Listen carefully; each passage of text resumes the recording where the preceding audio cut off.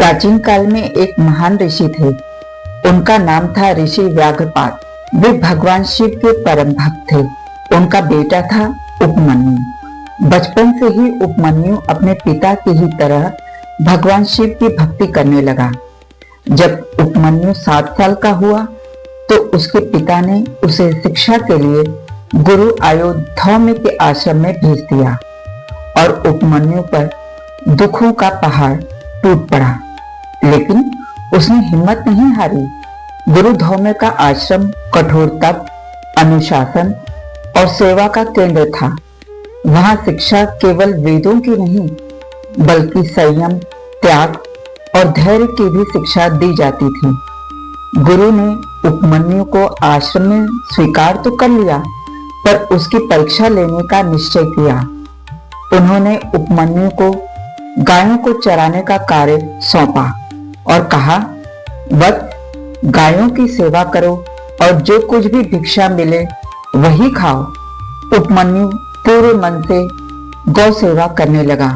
वह प्रतिदिन गायों को जंगल में चराने ले जाता और संध्या को वापस लाता। कुछ समय तक वह केवल भिक्षा से प्राप्त अन्न ही खाता रहा। लेकिन एक दिन गुरु ने देखा कि उपमन्यु के शरीर में विशेष तेज और बल है। गुरु ने पूछा, उपमन्यु, तुम क्या खाते हो? उसने बताया, गुरुदेव, भिक्षा में जो मिलता है वही। गुरु समझ गए कि उपमन्यु कुछ और भी ग्रहण कर रहा है। उन्होंने आदेश दिया, आज से तुम भिक्षा का अन्न भी मुझे अर्पित करोगे और स्वयं कुछ भी नहीं खाओगे। उपमन्यु ने बिना प्रश्न किए आज्ञा स्वीकार कर ली। अब वह जंगल में गायों को चराता और स्वयं केवल गायों का दूध पीकर जीवन यापन करने लगा। कुछ समय बाद गुरु को यह भी ज्ञात हो गया। उन्होंने फिर आदेश दिया, उपमन्यु, अब तुम दूध भी नहीं पियोगे। गुरु की आज्ञा मानकर उपमन्यु ने दूध भी त्याग दिया। अब वह केवल गायों के दूध से निकलने वाला फेन यानी झाग ग्रहण करने लगा। उपमन्यु का शरीर कमजोर होने लगा, पर उसकी भक्ति और आज्ञा पालन में कोई कमी नहीं आई। फिर गुरु को फेन ग्रहण करने के बारे में ज्ञात हुआ। उन्होंने कठोर स्वर में कहा, यह भी मना है, तुम फेन भी नहीं लोगे। अब उपमन्यु के लिए कोई खान पान की सुविधा नहीं बची। कई दिनों तक वह भूखा प्यासा रहकर गौ सेवा करता रहा। शरीर क्षीण हो गया, आंखों की चमक कम होने लगी, पर मन में गुरु के प्रति पूर्ण श्रद्धा बनी रही। एक दिन अत्यंत भूख से व्याकुल होकर उपमन्यु ने एक जंगल में एक बेल की पत्तियां देखी। उसने सोचा, ये भी वनस्पति है, इन्हें खा लेता हूं। वह नहीं जानता था कि वे आक यानी मदार की पत्तियां थीं, जो विषैली होती हैं। जैसे ही उसने उन्हें खाया, उसकी दृष्टि चली गई और वह अंधा हो गया। अंधेपन में वह इधर उधर भटकने लगा और अंततः एक कुएं में गिर पड़ा। उधर उपमन्यु जब आश्रम में लौटकर नहीं आया तो गुरु चिंतित हुए और उसे खोजने निकले। पुकारते पुकारते वे कुएं तक पहुंचे। भीतर से उपमन्यु की क्षीण आवाज आई, गुरुदेव। धौम्य ने तुरंत कुएं में झांका और उपमन्यु की दशा देखकर गुरु की आंखें नम हो गई और उन्हें बहुत पश्चाताप हुआ।